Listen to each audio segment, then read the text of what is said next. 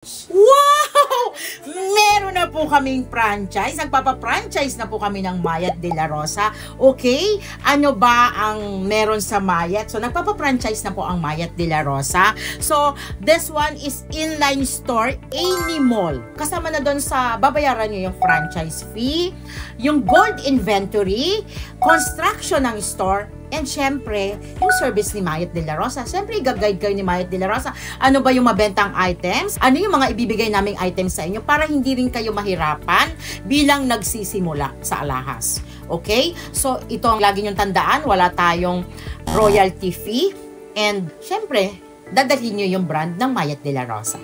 Okay? So, pwede rin nating pag-usapan kung magpa-franchise kayo, kung medyo budget lang, pwede tayong kiosk. Oo. So, pwede natin pag-usapan yan. Pwede nyo po kaming i-message direct sa aming Facebook page.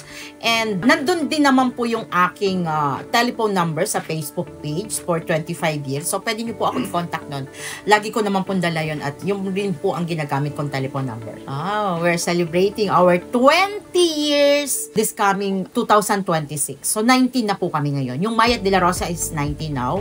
So, next year, 20 years na po tayo. And, ayan po, kilalang-kilala na po tayo sa merkado.